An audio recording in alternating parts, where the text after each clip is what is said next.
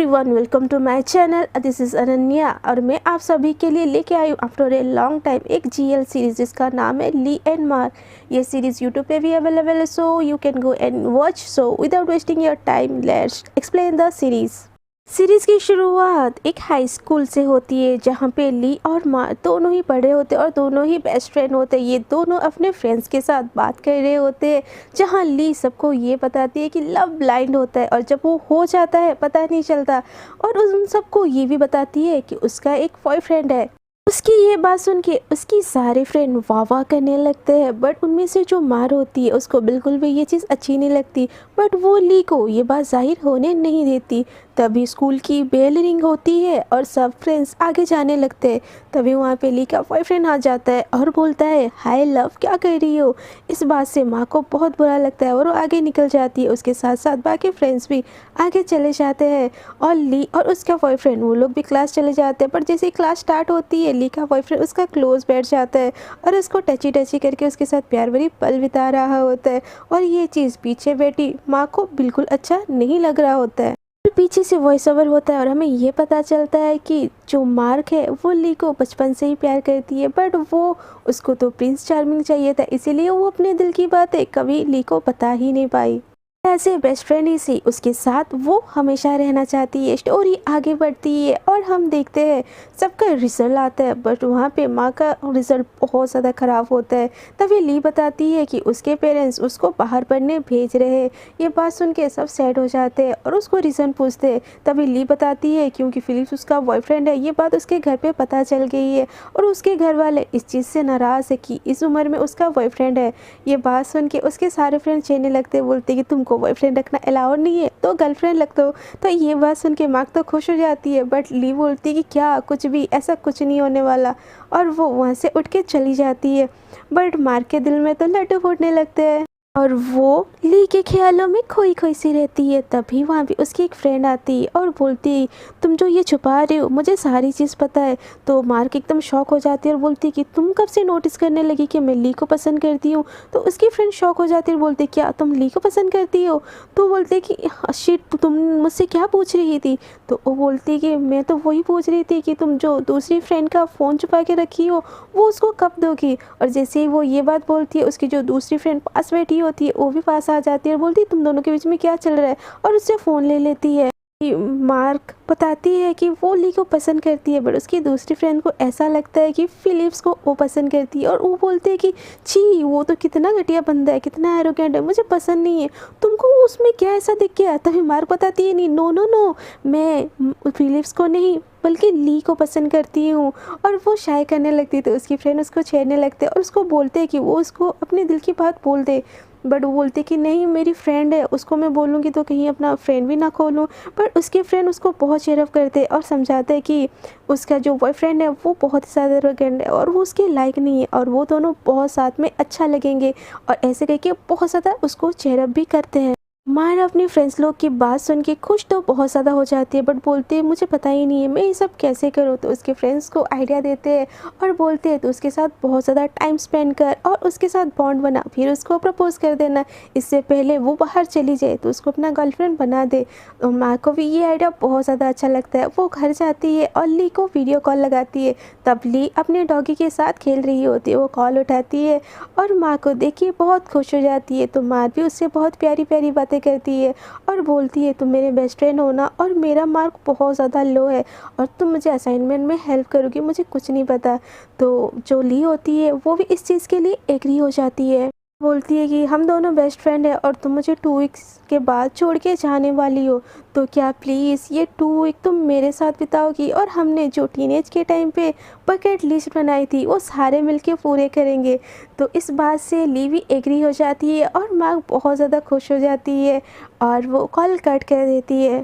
फिर scene shift होता है और हम देखते हैं कि अगले दिन से ही ली और मार्क दोनों साथ साथ रहने लगे हैं। ली मार्क को उसकी पढ़ाई में भी हेल्प करती है, असाइनमेंट भी कंप्लीट करवाती है और दोनों साथ साथ घूमते फिरते बहुत लाइफ को एंजॉय कर रहे होते। तभी मार्क ली को एक दिन एक सरप्राइज़ देने एक म्यूज़ियम ले जाती है, क्योंकि ली का फेवरेट मार्वल होता है, तो वो मार्वल का म्यूज़ियम ले जाती है, जिसे देख के ली बहुत ज़्यादा इम्प्रेस हो जाती है और दोनों वहाँ पे भी बहुत फन करने लगते हैं और लाइफ को बहुत ज़्यादा एंजॉय करने लगते हैं। तभी सीन शिफ्ट होती है और हम देखते हैं अब फाइनली जो मार्क का उसका असाइनमेंट का रिजल्ट भी आ चुका है और मार्क अच्छे मार्क्स से पास भी हो चुकी है। ये देख के सारे फ्रेंड्स बहुत खुश हो जाते हैं और सारे फ्रेंड मिलके प्लान बनाते हैं कि कहीं वो घूमने जाए।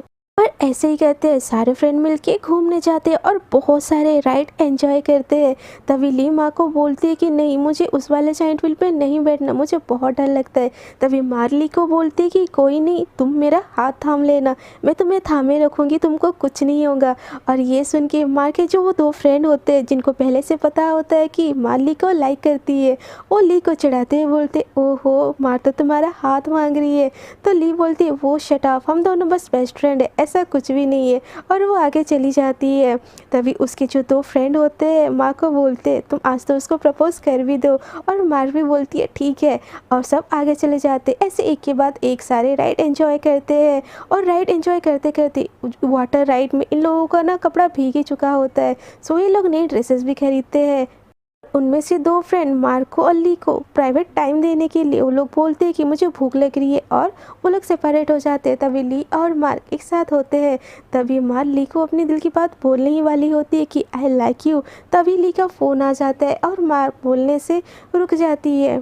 सोचती है कि आज तो रहने दो, आज मुझ में कॉन्फिडेंस नहीं है शायद, और आज मेरा अनलकी डे भी है, तो आज मुझे नहीं बोलना चाहिए, एक चांस मेरे पास और है और मैं उसको ऐसे प्रपोज नहीं करूँगी। ऐसे सोच के वो लोग वहाँ से चले जाते हैं। लोग अपने घर चले आते हैं और ली भी जब अपने घर आती है उसकी मम्मा डिनर टेबल पे उसका वेट कर रही होती है। ली भी अपने मम्मा के साथ बैठ जाती है और खाने लगती है। तभी उसकी मम्मा बोलते हैं उसके फ्रेंड का जो एक बेटा है पता है वो गे निकला। शी, ये कितना सिंपल बात है। ये सुन के ली को बहुत हर्ट होता है, पता नहीं क्यों, और वो बोलती है मम्मा वो कितना कुछ अचीव किया है, जस्ट बिकॉज वो गे है इसका मतलब ये नहीं कि ये सिंपल चीज़ है। बट उसकी मम्मा उसकी एक नहीं सुनती और बोलती है कि बेटा तुम भी बहुत स्मार्ट हो, बहुत इंटेलिजेंट हो, और कुछ भी ऐसा मत करना जिससे हमें शेमफुल फील हो। ये सुन के ली को बहुत ज़्यादा हर्ट होता है और खाना छोड़ के अपने रूम में चली जाती है और सैड होके बैठ जाती है। अगले दिन इन लोगों का एग्ज़ाम स्टार्ट हो जाता है और फर्स्ट शिफ्ट में ही सब कोई एग्ज़ाम देने में बिजी हो जाते हैं। आफ्टर एग्ज़ाम दूसरे एग्ज़ाम के लिए जब ली जा रही होती है तभी उसका एक्स उसको रोक देता है और बोलता है तुम क्या मुझे इग्नोर कर रही हो। तो ली बोलती है कि ऐसा कुछ नहीं है, मुझे एग्ज़ाम देना है और पढ़ाई भी करनी है, इसलिए मैं थोड़ा सा डिस्टेंस मेंटेन कर रही हूँ। बट फिलिप्स ये बात नहीं समझता और उसके साथ आर्ग्यू करने लगता है और उसको बोलता है तुम और मार्क दोनों कपल हो, इसलिए मुझे तुम रास्ते से साइड कर रही हो। तो ली बोलती है कि क्या बोल रही हो, कोई सुन लेगा तो क्या समझेगा। बट फिलिप्स एक भी नहीं सुनता और वो ली के साथ आर्ग्यू करने लगता है और बोलते हैं अगर तुम्हारे बीच ऐसा कुछ भी नहीं है तो आज आफ्टर एग्ज़ाम तुम मेरे साथ लंच पे जा रही हो। बट ली उसका कोई भी आंसर नहीं देती और वहाँ से चलने लगती है। तभी फिलिप्स पीछे से बोलते हैं अगर तुम नहीं आई तो मैं समझ लूँगा तुम दोनों कपल हो, और ली वहाँ से चली जाती है। जैसे ही वहाँ से बाहर निकलती है मार्क आके उसको पीछे से हग कर लेती है और बोलती है कि आज लंच टाइम पे तुम्हारे लिए एक सरप्राइज़ है, सो प्लीज़ तुम फ्री रहना, मैं किसी को पिकअप करने तुमको भेज दूँगी। और बाय बाय करके वो चली जाती है।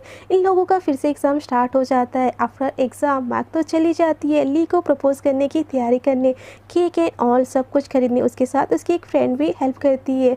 और दूसरी तरफ हमारी जो ली होती है वो चली जाती है फिलिप्स के साथ और उसको बोलती है चलो हम लंच पे चलते हैं। तो फिलिप्स बोलता है कि अभी मेरा थोड़ा सा काम है, मैं बाद में चलूँगा, तुम मेरा थोड़ा सा वेट करो। तो इस बात से ली बहुत ज़्यादा गुस्सा हो जाती है और बोलती है कि मुझे तुम्हारे साथ नहीं जाना, कोई मेरा वेट कर रहा होगा, और तुम अगर फ्री नहीं थे तो तुमने मुझे क्यों बुलाया। और वो आगे बढ़ने लगती है। तभी फिलिप्स बहुत ज़्यादा आर्ग्यू करने लगता है और गुस्से में उसको बोलता है कि हाँ हाँ अपनी गर्लफ्रेंड के पास ही जा रही हो ना, अब तो ये प्रूफ हो गया तुम दोनों गर्लफ्रेंड हो। तो इस बात से ली एकदम से गुस्सा हो जाती है और चीख चीख के बोलती है हाँ वो मेरी गर्लफ्रेंड है, मैं प्यार करती हूँ उससे, कम से कम तुम्हारे जैसा सेल्फिश और मतलब ही तो नहीं है ना, जैसे भी है मेरी है। और उसको बहुत सुना के वहाँ से बाहर निकल जाती है। दूसरी तरफ हमारी जो मार्क है वो प्रपोज करने की एकदम से तैयारी करने लगती है और ऐसे करते करते ना शाम भी हो जाता है। और अपनी प्रपोज़ करने की तैयारी में लगी रहती है और सारा डेकोरेशन कंप्लीट भी कर लेती है, बट वो एक चीज़ तो भूल ही चुकी होती है, जो कि कैंडल और लाइटर होता है, जिसको लेने के लिए वो फिर से बाहर निकलती है। बट वो जैसे ही बाहर निकलती है उसको एक कार आके एक्सीडेंट कर देता है। बट उसकी फ्रेंड पीछे पीछे आ रही होती तो देखती है कि कोई माँ का एक्सीडेंट कर चुका है और उसको लेके हॉस्पिटल चली जाती है। और दूसरी तरफ हमारी जो ली है माँ के बताए हुए लोकेशन पे आ जाती है और इतना ब्यूटीफुल डेकोरेशन देखी वो बहुत ही ज़्यादा खुश भी हो जाती है और हर चीज़ को देखती रहती है और मार्क को आवाज़ भी देने लगती है। वहाँ पे कोई भी नहीं होता, वो चारों तरफ घूमती है, केक फ्लावर सब कुछ देखती है और उसको बहुत अच्छा भी लगता है। और वो सारी चीज़ देखते देखते उसके हाथ में एक लेटर लगता है और वो लेटर को जैसे ही ओपन करके देखती है उसके पास एक कॉल आता है, जहाँ पे जो माँ का फ्रेंड होती है वो बताती है कि माँ का एक्सीडेंट हो गया और वो हॉस्पिटल में। ये सुन के लिए बहुत ज़्यादा घबरा जाती है और वो भागते हुए जाती है। वो बस में बैठी हुई होती है कि वो लेटर ओपन करके देखती है, जहाँ पे ली को मार्क ने अपने हाले दिल बयां की होती है कि वो उसको बचपन से प्यार करती है, क्योंकि उसको हमेशा से प्रिंस चार्मिंग चाहिए था, इसलिए उसके लिए वो प्रिंस बनने के लिए भी तैयार थी। वो उसके हर कदम में साथ थी और वो जो बकेट लिस्ट उसने बोला था वो तो वो भूल चुकी होती है, बट जस्ट बिकॉज उसको उसके साथ रहना होता है और उसके साथ हर एक टाइम स्पेंड करना होता है, उसको खुश रखना होता है, इसलिए उसने ये झूठ बोला होता है और वो उसको अपनी प्रिंसेस नहीं, उसको अपना क्वीन बना के रखना चाहती है। ये सारी बातें सुन के लिए बहुत ज़्यादा इमोशनल होके वो हॉस्पिटल पहुंचती है और चारों तरफ भागते भागते वो मार को ढूंढने लगती है और फाइनली उसको मार का रूम भी मिल जाता है और भागते भागते वो मार के रूम में चली जाती है और रोते रोते वो उसको ये बताती है कि तुम मेरे साथ ऐसे चीट नहीं कर सकती, क्योंकि हमें यहाँ पे ये पता चलता है कि ली जो है वो भी माँ को बचपन से प्यार करती है, बट उसमें इतना करेज नहीं होता कि वो ये चीज़ को एक्सेप्ट कर सके और दुनिया से फाइट कर सके। बट जब माँ की हालत में है तो बहुत ज़्यादा टूट जाती है और उसको अपने दिल की सारी बातें बताती कि हर एक मोमेंट में जब वो उसके क्लोज आती थी तो उसको क्या फील होता है। बट ये सारी चीज़ें सुनने के लिए मार्क उठती ही नहीं, वो बेहोश होती है और ली मार्क को उसी बेहोशी की हालत में उसको प्रपोज़ करती है, उसके लिप्स पे किस करती है और वहाँ पे ये सीरीज़ एंड हो जाती है। फ्रेंड्स, अब तक के लिए इतना ही। ये सीरीज़ यहीं पे एंड होती है और कमेंट करके ज़रूर बताएगा मेरा एक्सप्लेनेशन और ये सीरीज़ कैसा लगा। मेरे एक्सप्लेनेशन का तो नहीं बोल सकती, बट ये सीरीज़ सच में बहुत ही ज़्यादा ब्यूटीफुल है। मैं लिंक कमेंट में दे दूँगी, सो आप लोग जाके एक बार ज़रूर देखिएगा। बहुत ज़्यादा ब्यूटीफुल सीरीज़ है एंड मेरा काम आपको अच्छा लगा हो तो प्लीज़ मेरी वीडियो को कर दीजिएगा लाइक, शेयर एंड कमेंट। और जो लोग मेरे साथ न्यू जुड़ना चाहते हैं कृपया कर दीजिएगा मेरे चैनल पे सब्सक्राइब। एंड आई नो कि मैं इतना टाइम थोड़ा सा गायब रही, बट मैं कोशिश करूँगी कि मैं अब कंटिन्यू रहूँ। सो अब के लिए इतना ही। आपके अनन्या को दीजिए अलविदा, टाटा, बाय बाय।